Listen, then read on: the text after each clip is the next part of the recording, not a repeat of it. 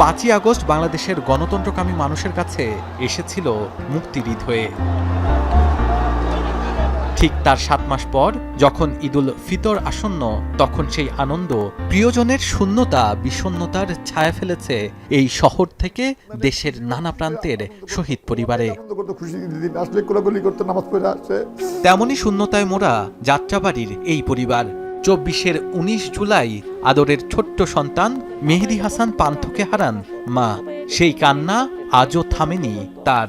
বারবার বলছেন, এই ঈদের জামার বায়না ধরা কিংবা মাকে নিয়ে ঘুরতে যাওয়ার আর কেউ রইল না। সবকিছুই আছে আমার, কিন্তু ওরে স্যার আমার সবকিছুই নাই মনে হয়। ভাবতে পারি না যেন আমি কি করবো ঈদের দিন।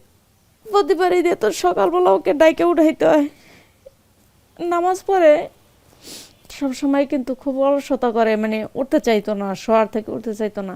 তো প্রতি বছরই ডিম চপ করি আর এখনো করি, কিন্তু একটা ডিম চপ বেশি থাইকা যায়। ছেলেকে ছাড়া ঈদ ভাবতেই পারছে না বাবা।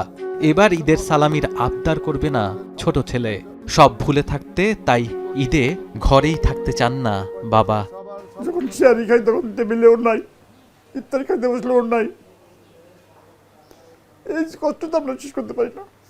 আমার তো মনে হয় এমন নামে কাছে ঈদ আসছে, আমি আমার জীবনে যদি ঈদ না আসে,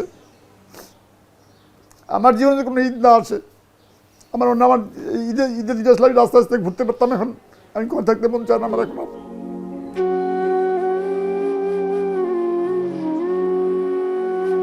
সকালে উঠে বড় ভাই আর বাবাকে সাথে নিয়ে ঈদের নামাজে আর যাওয়া হবে না পান্থর।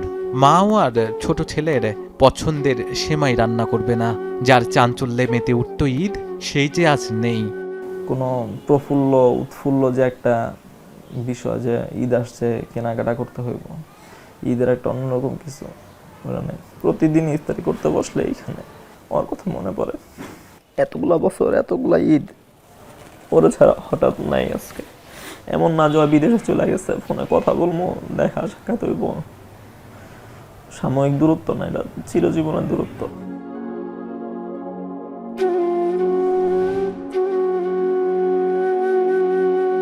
অন্যদিকে জুলাই আন্দোলনে আহতদের ঈদ আনন্দ বদলে গেছে।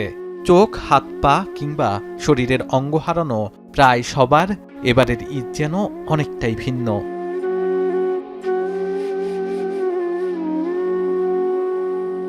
তেমনই একজন সালমান। হাসি, আনন্দ আর চাঞ্চল্যে এক সময় ভরে উঠত যার ঈদ, সে এখন ঘরবন্দি। জুলাই অভ্যুত্থানে ঘাতকেরা তার পা থেকে কেড়ে নিয়েছিল 3 ইঞ্চি হাড়।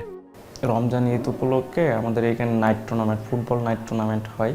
এবার তো টুর্নামেন্টে কখনোই অ্যাটেন্ড করতে পারবো না। আবার আমার লাইফ থেকে মোটামুটি খেলাধুলাটা শেষ।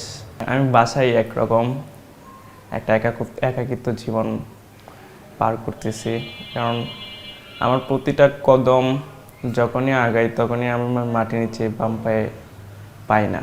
আমার পাটা শর্ট থাকার কারণে শরীরটা অনেকটা হেলে পড়ে। অন্যদিকে জুলাই ফাউন্ডেশন বলছে, জুলাইয়ের আহত ও শহীদদের ভুলবে না দেশ।